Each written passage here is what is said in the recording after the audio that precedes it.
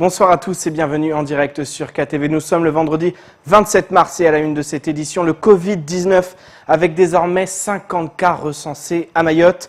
Parmi les services publics, les nombreux services publics pleinement mobilisés, Pôle emploi avec les demandeurs d'emploi qui représentent plus d'un tiers de la population active à Mayotte.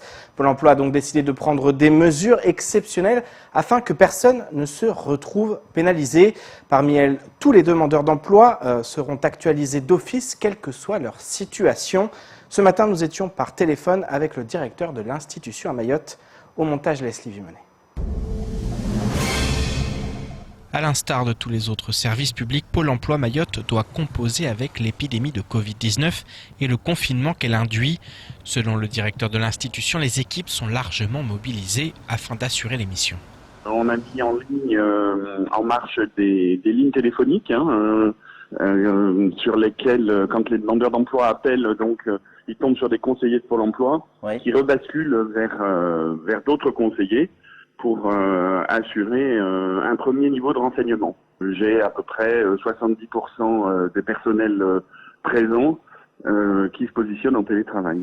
Pour que personne ne se retrouve sans revenu, Pôle emploi a décidé que l'actualisation des demandeurs d'emploi sera automatique et ne nécessitera ainsi aucune démarche. Aujourd'hui, nous avons un maximum de services qui sont dématérialisés. En particulier, un demandeur d'emploi, tous les mois, doit déclarer sa situation vis-à-vis de sa recherche d'emploi. Donc, il doit déclarer s'il est toujours à la recherche d'emploi, il doit déclarer s'il a cherché du travail, s'il est toujours à la recherche, donc s'il a eu une activité salariée, il doit nous fournir un bulletin de salaire. Donc, nous sommes à Mayotte. On a des soucis de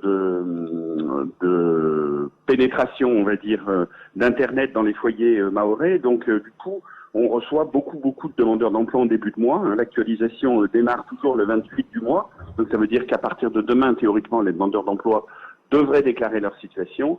Donc ici, à situation exceptionnelle, mesure exceptionnelle, on va actualiser automatiquement l'ensemble de nos demandeurs d'emploi, quelle que soit leur situation.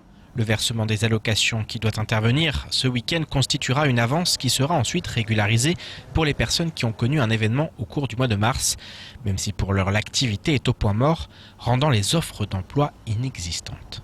Au niveau indemnisation, on n'a pas de difficulté. La difficulté, elle réside plus pour la recherche d'emploi, effectivement, parce que là, je veux dire qu'on est un peu en panne sur pas mal de choses. Les offres d'emploi sont malheureusement stoppées, les recherches d'emploi par les employeurs sont malheureusement stoppées, et c'est plus dans le placement et l'accompagnement qu'on est en difficulté et qu'on peut pas forcément apporter le service souhaité par nos demandeurs. Donc nos demandeurs peuvent toujours se manifester et s'ils veulent des entretiens, on réalise des entretiens téléphoniques avec eux. Donc pour les aider peut-être à construire un CV ou autre. Mais voilà, l'offre d'emploi aujourd'hui, on n'a pas d'offre d'emploi déposée. Donc forcément, on ne peut pas mettre en relation des employeurs et des demandeurs d'emploi. À l'issue du confinement, la situation des demandeurs d'emploi risque de ne pas être simple. En effet, pour les entreprises, avant de recruter, la priorité sera de réussir à garder les effectifs en place.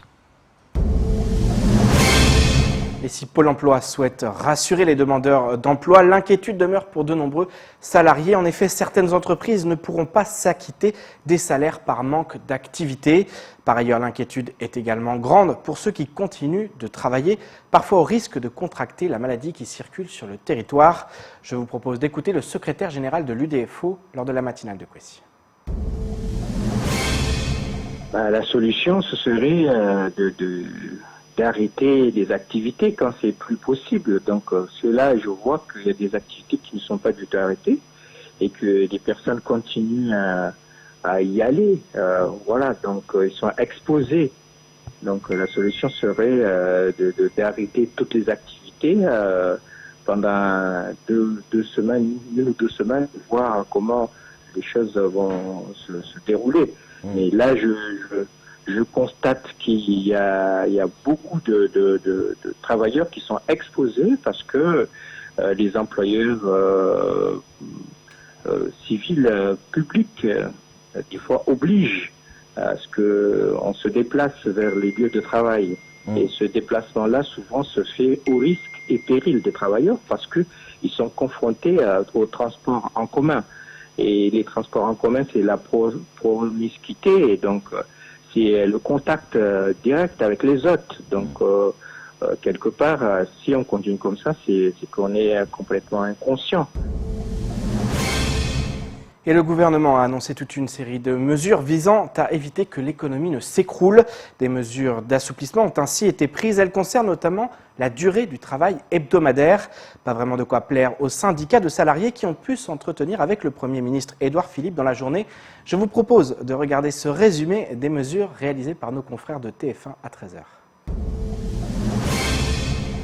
Jusqu'à présent, il y avait une limite hebdomadaire qui était de 48 heures. Elle vient donc d'être repoussée à 60. Une nouvelle règle valable jusqu'au 31 décembre prochain. Mais attention, ça ne concerne que les activités dites essentielles à la nation, comme l'agriculture, la distribution alimentaire, l'énergie, les télécommunications, la logistique. Un décret va préciser la liste exacte de ces activités la semaine prochaine. Alors Axel, 60 heures, est-ce que c'est sur la base du volontariat ou alors ces heures supplémentaires, est-ce qu'elles peuvent être imposées par les patrons aux salariés? Alors, si c'est ponctuel pour 2 semaines maximum, le patron a le droit d'imposer jusqu'à 60 heures à ses salariés et ceux qui refuseraient pourraient potentiellement être licenciés. En revanche, au-delà de 2 semaines, les salariés devront être volontaires pour travailler plus. Enfin, sachez que certaines entreprises stratégiques pourront tourner 7 jours sur 7, mais là encore avec du personnel volontaire. Et en ce qui concerne les congés, Axel, est-ce que le patron peut imposer les dates?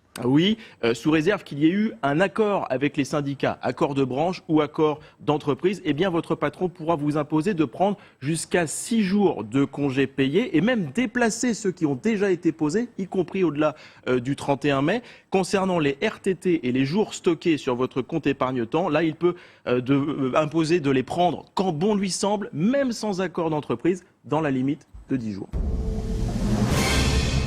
Et à noter que le Premier ministre Édouard Philippe vient d'annoncer que le confinement est prolongé jusqu'au 15 avril au minimum. Solidarité maintenant depuis le début de cette crise et notamment face au manque de masques partout en France. Des dons ont été faits. À Mayotte, particuliers mais également entreprises se mobilisent également. En milieu de semaine, l'ARS a annoncé qu'une entreprise venait de faire un don de 13 000 masques. D'autres propositions de soutien désintéressés ont également été enregistrées. C'est le cas de IBS qui va également faire un don très important. Écoutons plutôt David Nagard au micro de Patrick Millon. L'idée d'acheter des masques, c'est pas une idée. Des masques, on en achète toute l'année. Ouais. De par nos activités liées au cocassage et notamment à l'exploitation du terminal ciment, ouais. C'est une obligation pour nos salariés d'avoir des masques de protection de type FFP2 comme celui-là ou FFP3 avec des valves. Donc c'est des commandes qu'on fait 2 à 3 fois par an. Là c'est une commande qu'on a fait tout début janvier, donc il n'y avait pas encore de difficultés liées au coronavirus en France, et qui a mis un certain temps à venir, qui arrive dimanche sur Mayotte. Le fait est qu'actuellement nous on est à l'arrêt, notamment sur cette partie-là. Oui. On a c'est quand même un stock conséquent, c'est-à-dire 10 000 masques. Moi j'en ai pour 4 à 6 mois. D'utilisation. Donc c'est un stock conséquent. Donc vu la problématique actuelle que ce soit en métropole ou ici, des masques, il faut bien savoir qu'un masque comme ça se change tous les 4 heures. Ouais. Et donc on a appelé l'ARS pour leur dire bon, on a 10 000 masques FFP2, FFP3. Je pense que ça pourra vous servir. Là, on a eu un accueil très favorable de l'ARS. Ouais, donc a priori, si tout se passe bien en termes de dédouanement, et si le bateau arrive bien dimanche dans la journée, le conteneur sera disponible lundi ou mardi, et dans la journée même, ils seront livrés à l'ARS. Et je vous propose maintenant de faire le tour du reste de l'actualité locale, avec notamment le STM qui s'adapte aux horaires du couvre-feu, ou encore le Fonds de développement social 2020, au montage Leslie Vimenet. Dans le but de maintenir un service minimum et d'assurer la continuité territoriale, le STM suspend son service de nuit à compter du mercredi 25 mars 2020 jusqu'à nouvel ordre. Cependant, afin de maintenir le retour des usagers dans les meilleures conditions, une rotation supplémentaire sera assurée quotidiennement avec un dernier départ depuis la gare maritime de Mamoudzou à 20h30. Le STM informe donc de la mise en place des horaires suivants applicables tous les jours du lundi au dimanche jusqu'à nouvel ordre. Premier départ Quai Issoufali à 6h et gare maritime de Mamoudzou à 6h30. Quai Balou également à 6h30 et Quai Colas à 7h. Puis un départ toutes les heures à chaque embarcadère. Dernier départ Quai Balou 18h30, Quai Colas 19h, Quai Issoufali 20h et gare maritime de Mamoudzou à 20h30. En cas de modification ou d'aléa, l'information en temps réel est transmise via la page Facebook du STM. L'Union départementale des centres communaux d'action sociale de Mayotte, UDCCAS, se mobilise face à la crise sanitaire du Covid-19. Plusieurs actions sont mises en œuvre pour lutter contre cette épidémie. D'abord un soutien aux CCAS pour l'organisation de leurs actions, avec notamment la centralisation des demandes des 17 CCAS auprès de l'UDCCAS. Ensuite, il est procédé au recensement des personnes vulnérables face à l'épidémie afin d'évaluer le volume de besoins en équipement de protection, notamment en gants, masques et gel hydroalcoolique. L'UDCCAS organise également la redistribution des repas suite à la fermeture des établissements scolaires. 20 000 repas ont été distribués auprès des personnes nécessiteuses avec le concours de la Croix-Rouge. Enfin, une grande campagne de communication auprès de la population a été lancée en vue notamment de faire respecter les mesures de protection. La mesure numéro 17 du plan pour l'avenir de Mayotte de mai 2018 prévoit la mise en place d'un fonds de développement social FDS visant à améliorer le financement de structures ou projets dans les domaines du soutien à la parentalité, de l'éducation et de la prévention sanitaire, des dispositifs d'accueil de la petite enfance, de l'offre culturelle et de loisirs, des services à la personne et des opérations de résorption de l'habitat insalubre. Un protocole d'accord pour la mise en œuvre de ce fonds a été signé le 23 avril 2019. Cette première expérimentation avec un cofinancement partagé a permis de développer l'offre de prestations au public vulnérable et d'initier des projets innovants sur le territoire de Mayotte. Pour cette année, la démarche partenariale est renouvelée dans le cadre d'un appel à projet initialement lancé jusqu'au 31 mars. Au regard du contexte actuel, le délai de dépôt des demandes de subvention FDS 2020 est reporté au 17 avril sur la plateforme Marché simplifié de la préfecture. Hier, l'Institut national de la statistique, l'INSEE, a publié une série d'indicateurs et de prévisions sur les conséquences de la crise liée au Covid-19. Une publication qui concerne la métropole, mais qui apparaît difficilement transposable à Mayotte. La rédaction a pu s'entretenir avec le directeur de l'INSEE pour en comprendre les raisons. L'occasion également d'évoquer le confinement à Mayotte, rendu difficile par les conditions de vie sur l'île. Paul-Arthur Avit. Baisse du PIB de 3 points, consommation des ménages, climat des affaires, aucun secteur n'est épargné par le confinement, comme l'a publié l'INSEE ce jeudi. Des statistiques qui sont valables pour la métropole, mais pas pour l'île aux parfums. On évalue déjà des conséquences importantes au niveau national. On parle d'une baisse de PIB de 3 points pour un confinement d'un mois. C'est déjà un sujet, on voit déjà, on peut pas le chiffrer, le décliner pour notre territoire. Mais en tout cas, ce qu'on voit, c'est que l'impact économique de ce confinement n'est pas un élément dérisoire. Un confinement qui a du mal à être appliqué à Mayotte, en particulier par la partie de la population la plus pauvre. Il faut garder à l'esprit que les conditions de vie à Mayotte sont très éloignées des standards métropolitains et des autres départements d'outre-mer. En particulier, 40% des logements sont en tôle, 3 logements sur 10 n'ont pas accès à l'eau à l'intérieur du logement, et 57% des logements sont considérés comme surpeuplés.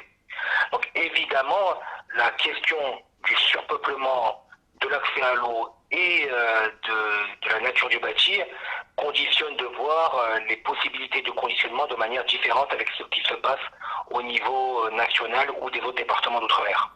En effet, les plus démunis n'ayant pas d'argent de côté ne peuvent subvenir à leurs besoins en ce temps de crise. On est sur une population majoritairement pauvre, qui ne bénéficie pas des minima sociaux, et évidemment, elle doit trouver de l'argent, assez simplement, ou des ressources, pour pouvoir alimenter les familles. Et assez clairement, cette question est importante, c'est-à-dire que, est-ce qu'en fait, une famille pauvre du territoire de Mayotte est en mesure de rester chez elle et de ne pas aller rechercher des ressources pour subvenir à ses besoins ? En effet, le contexte de la pauvreté sur Mayotte est un frein au bon déroulement du confinement. Et c'est ainsi que s'achève cette édition. Merci de nous rester fidèles sur KTV. Vous retrouverez votre journal lundi dès 19h pour tout connaître de l'actualité locale. D'ici là, restez chez vous. Excellent week-end sur Kwesi.